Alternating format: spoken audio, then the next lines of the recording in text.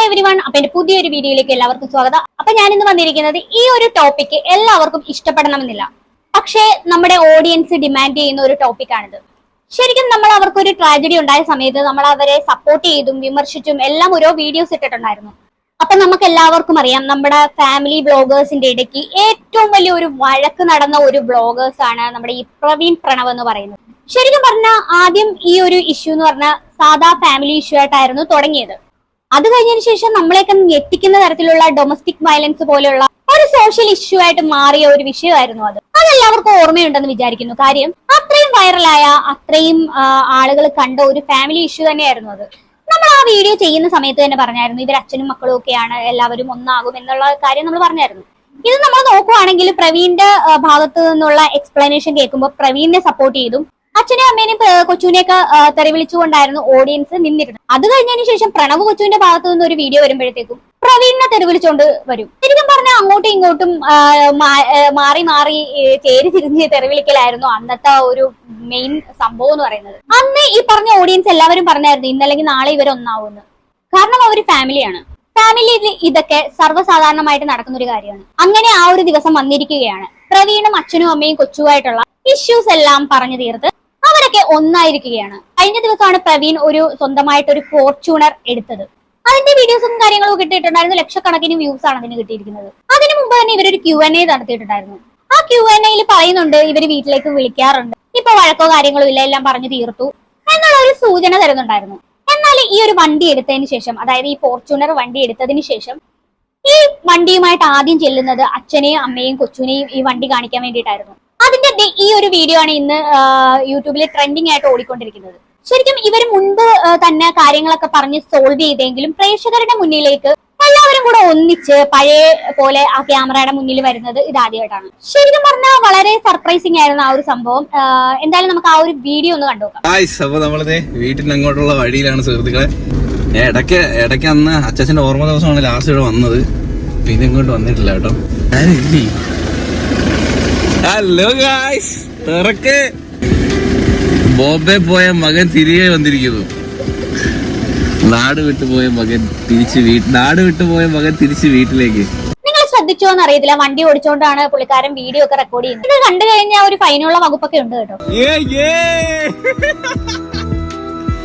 അച്ഛന്തി എന്റെ അച്ഛന്തി അച്ഛോ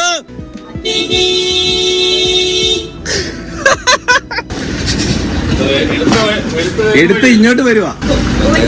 എന്റെ ദേഹം പറയുന്നു.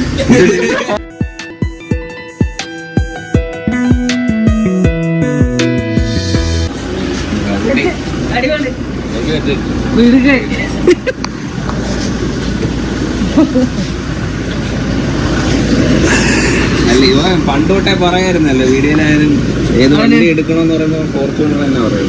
കൊച്ചുവിനെ ശ്രദ്ധിച്ചറിയാം, ആ ക്യാമറയുടെ മുന്നിൽ വരാൻ എന്തോ ഒരു ചലപ്പുണ്ട്. അച്ഛനും അമ്മയും അനിയനും എല്ലാവരും ആയിട്ട് നമ്മുടെ പ്രവീൺ ഒന്നിച്ചിരിക്കുകയാണ്. പ്രേക്ഷകർ എല്ലാവരും ഭയങ്കര സർപ്രൈസ്ഡ് ആയിരുന്നു. ഞാനും സർപ്രൈസ്ഡ് ആയിരുന്നു. ശരിക്കും അത് ഒരുപാട് പേര് കമന്റ്സ് ഇട്ടിട്ടുണ്ട് കേട്ടോ. അതിലൊരു കമന്റ്സ് നമുക്ക് കാണാം. യൂട്യൂബ് തുറന്നപ്പോ തംബ്നെയിലില് 4 പേരും ഒരുമിച്ച്. പഴയ വീഡിയോ ആണെന്ന് പറഞ്ഞ് സ്ക്രോൾ ചെയ്യുകയായിരുന്നു. It's very surprise. ഒരിക്കലും വിചാരിച്ചില്ല ഇങ്ങനെ ഒരു സർപ്രൈസ്. ശരിക്കും ആ ഒരു കമന്റിന് കിട്ടിയിരിക്കുന്ന ലൈക്ക് എന്ന് പറയുന്നത് 4500 ശരിക്കും പറഞ്ഞാൽ അത്രത്തോളം ആളുകൾ ഇവരുടെ ഈ ഒരു വീഡിയോ കണ്ട് സർപ്രൈസ് ആയിട്ടുണ്ട്, ഇൻക്ലൂഡിങ് മീ.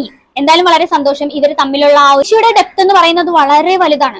ശരിക്കും ആ ഒരു ഇഷ്യൂ നടന്നിട്ട് ഏകദേശം 4 മാസം ആയതേ ഉള്ളൂ. അത്രയും വലിയൊരു ഇഷ്യൂ നടന്നിട്ടും ഇത്രയും സമയം കൊണ്ട് പെട്ടെന്ന് ഒരുമിക്കാനായിട്ട്, അതും എല്ലാം മറന്ന് ഒരുമിക്കാനായിട്ട് സാധിച്ചല്ലോ. അത് തന്നെ വളരെ വലിയ കാര്യം തന്നെയാണ്.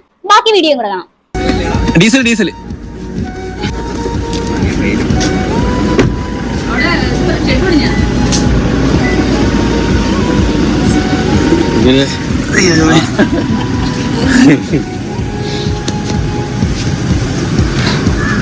ഇടയ്ക്ക് മണിക്കൂറിനെ കണ്ടപ്പോ എനിക്ക് നിർത്താൻ തോന്നില്ല. ഞാൻ അപ്പോ കാറിന്റെ കീ എല്ലാം അച്ഛന് കൊടുത്തിട്ട് കാലിൽ തൊട്ട് വണങ്ങി പുള്ളിക്കാരൻ ഭയങ്കര ഹാപ്പിയാണ്.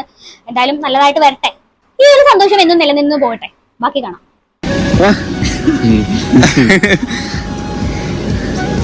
നമുക്ക് എങ്ങോട്ടല്ലേ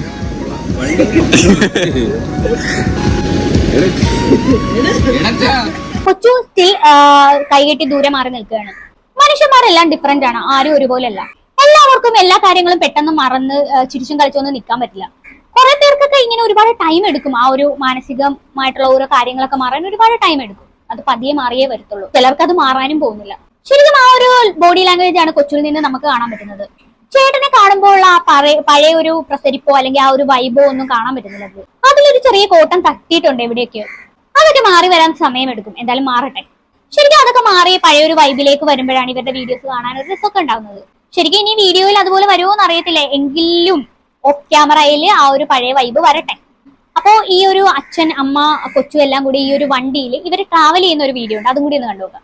പിന്നെ വേറൊരു കാര്യം, അച്ഛനും കൊച്ചും ഒക്കെ വണ്ടി ഓടിച്ചു നോക്കുന്നുണ്ട്. ശരിക്കും കാറ് എന്നൊരു സംഭവത്തിൽ കയറുമ്പോഴാണ്, അല്ലെങ്കിൽ അതുപോലൊരു ചെറിയ ഒരു വാഹനത്തിൽ കയറുമ്പോഴാണ് നമ്മുടെ വീട്ടിലുള്ള എല്ലാ അംഗങ്ങളും കൂടെ ഒരുമിച്ച് ഇങ്ങനെ ഇരിക്കാൻ പറ്റുന്നത്, അതും അടുത്തടുത്ത് ഇരിക്കാൻ പറ്റുന്നത്. നമ്മൾ വീട്ടിലാണെങ്കിൽ തന്നെ ഓരോരുത്തരും ഓരോ റൂമിൽ ആയിട്ട് ഇങ്ങനെ ഇരുന്ന് ഒരുപാട് അകന്നായിരിക്കും ഇരിക്കുന്നത്. പക്ഷെ ഒരു വാഹനത്തിലാവുമ്പോൾ നമ്മൾ എല്ലാവരും അടുത്തൊരുമിച്ച് സംസാരിച്ച് കളിച്ച് ചിരിച്ച് സംസാരിച്ചൊക്കെ ആയിരിക്കും ഇങ്ങനെ ഓരോ ട്രാവൽ ചെയ്യുന്നത്. അവരവരുടേതായിട്ടുള്ള സ്പേസിലായിരിക്കും ഇരിക്കുന്നത്. പക്ഷെ കാറിലാണ് നമ്മുടെ ഒരു ഫാമിലി ഏറ്റവും അടുത്തിരിക്കുന്നത്, ഏറ്റവും അടുത്ത് സംസാരിക്കുന്നത്. സോ എന്താണെങ്കിലും അച്ഛനൊക്കെ ആ ഒരു വണ്ടി ഓടിച്ചു നോക്കുന്ന ആ ഒരു കാര്യം കൂടെ നമുക്ക് കാണാം. എന്തായാലും നമ്മുടെ അച്ഛനെ ഒക്കെ ആ ഒരു വണ്ടി ഓടിച്ച് നോക്കുന്ന ആ ഒരു വീഡിയോ ഒന്ന് നമുക്ക് കണ്ടുനോക്കാം. വണ്ടി അടിപൊളി, കൊള്ളാമോ? Suspension super. അച്ഛാ ഇത് എക്കോം സ്പോർട്സ് മോഡ് ഉണ്ട്. നീ ഒന്ന് കാല് കൊടുക്കണേ. അതിന് കാലെടുത്താണ്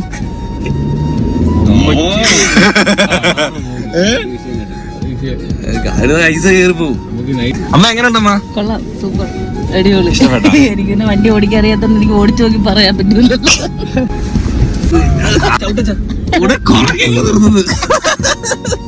ചേട്ടത്തിന് കൊച്ചു ഡ്രൈവ് ചെയ്യാൻ വേണ്ടി പോവാട്ടാ. കൊച്ചു കയറാ, നീ ഓടിയില്ല. വാ വാ, നിങ്ങളതിന് അവിടെ നിൽക്കുന്ന വെളിയിറങ്ങിയിരിക്കുന്നു. കൊള്ളാം. അവര് സെറ്റപ്പ് വരുന്നുണ്ട്. മറ്റേ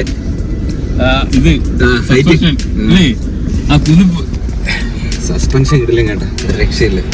അപ്പൊ കൊച്ചിനും അമ്മയ്ക്കും അച്ഛനും എല്ലാവർക്കും വണ്ടി ഇഷ്ടപ്പെട്ട് അങ്ങനെ ആ വണ്ടി കൊച്ചു അച്ഛനും ഒക്കെ ഓടിച്ചു നോക്കി. എല്ലാവർക്കും ഒരുപാട് ഇഷ്ടപ്പെട്ടു. എന്തായാലും ആ ഒരു ഫോർച്യൂണർ കാരണം എല്ലാവരും ഒന്നിച്ചിരിക്കുകയാണ്.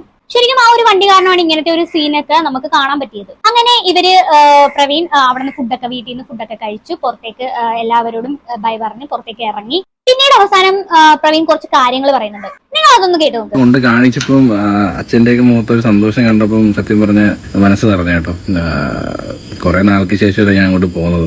ഞാനും ആയാലും കൊച്ചു ആയാലും ഓരോ കാര്യങ്ങൾ ഇങ്ങനെ അച്ചീവ് ചെയ്യുന്നത് കാണുമ്പോൾ അവർക്കും ഒരു ഭയങ്കര പ്രൗഡ് ഫീലാണ്. അത് ഇന്ന് എനിക്ക് അച്ഛൻ്റെ അമ്മയുടെ മുഖത്തുനിന്ന് വായിച്ചെടുക്കാൻ പറ്റി. ലൈക്ക് ഇപ്പൊ രണ്ടിടത്തല്ലേ ഞാനും അവിടെ കൊച്ചിനെ കാണണമെങ്കിൽ അങ്ങോട്ട് പോകണം, കൊച്ചിനെ കാണണമെങ്കിൽ ഇങ്ങോട്ട് വരണം. അപ്പൊ ഇങ്ങനെ കാണാതിരുന്ന് കാണുമ്പോൾ ഒരു പ്രത്യേക സ്നേഹമുണ്ട്. ഇങ്ങനെ പിരിഞ്ഞിരുന്നിട്ട് കാണുമ്പോൾ ഒരു വേറൊരു സന്തോഷവും ഒരു സ്നേഹമാണ്. പണ്ട് നമ്മൾ എപ്പോഴും കാണുമായിരുന്നല്ലോ, എപ്പോഴും സംസാരിക്കുമായിരുന്നു. പക്ഷെ ഇപ്പം അങ്ങനെ അല്ലല്ലോ. അപ്പൊ അതുകൊണ്ട് തന്നെ ഒരു സ്പെഷ്യൽ സ്നേഹം എന്നൊക്കെ പറയാം. കാണാതെ ഇരുന്ന് അതങ്ങനെയല്ലേ, നമ്മൾ ദൂരം കൂടുമ്പോൾ നമുക്ക്, അല്ലെങ്കിൽ നമ്മളൊക്കെ എപ്പോഴും കാണാതിരിക്കുമ്പോൾ നമുക്ക് ഭയങ്കര മിസ്സിങ് വരും. ആ മിസ്സിങ് ഭയങ്കര ഇഷ്ടമാവും. അപ്പം അത് ആ ഒരു സ്നേഹം അത് ഇന്ന് എനിക്ക് എല്ലാവരുടെയും മുഖത്തുണ്ടായിരുന്നു.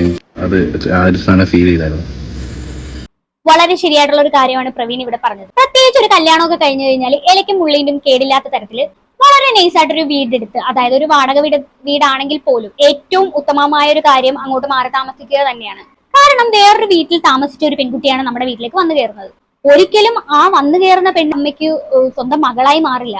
ശരിക്കും ഒരു മരുമോളൊക്കെ തന്നെയായിരിക്കും. അങ്ങനെ സ്വന്തം മോളെ പോലെ കാണുന്ന ഏത് അമ്മായിയമ്മയാണുള്ളത്? അങ്ങനെ ഒരിക്കലും ഒരാളും ഉണ്ടാവത്തില്ലെന്ന് വേണം പറയാൻ. എനിക്ക് തോന്നുന്നത് ഒരു 100-ൽ ഒരു 2% ആൾക്കാർ അല്ലെങ്കിൽ ഒരു 3% ആൾക്കാർ മാത്രമേ അങ്ങനെ ഉണ്ടാവത്തുള്ളൂ. അങ്ങനെ ഒരു ഭാഗ്യം കിട്ടത്തുള്ളൂ. ചിലര് ഷോയ്ക്കൊക്കെ പറയും എന്റെ മോളെ പോലെ തന്നെയാണെന്നൊക്കെ. എന്നാലും ഉള്ളിൽ മകളുടെ അത്രയും സ്നേഹമൊന്നും കാണത്തില്ല. മെജോറിറ്റി ഓഫ് അമ്മമാരുടെ മനസ്സിലും സ്വന്തം മകൾ മാത്രമേ ഉണ്ടാവത്തുള്ളൂ. മരുമകൾ എന്നും മരുമകൾ തന്നെയായിരിക്കും. ശരിക്കും അങ്ങനെ കാണിക്കുന്നതുകൊണ്ട് ഒരിക്കലും ഒരു മരുമോൾക്കും സ്വന്തം അമ്മയായിട്ട് കാണാൻ പറ്റില്ല. മനസ്സിലായോ? എന്ന് വെച്ച് കഴിഞ്ഞാല് മരുമോളായിട്ട് കാണുന്ന ഒരു അമ്മയെ ഒരിക്കലും സ്വന്തം അമ്മയായിട്ടും മരുമോൾക്ക് കാണാൻ പറ്റില്ല. അത് ശരിക്കും അമ്മായി അമ്മയായിട്ട് തന്നെ കാണത്തുള്ളൂ. ഒരിക്കലും ആ പെൺകൊച്ച് അമ്മയുടെ സ്ഥാനമൊന്നും കൊടുത്തെന്ന് വരത്തില്ലെന്നല്ല, മോസ്റ്റ് ഓഫ് ദ കേസിലും കൊടുക്കില്ല.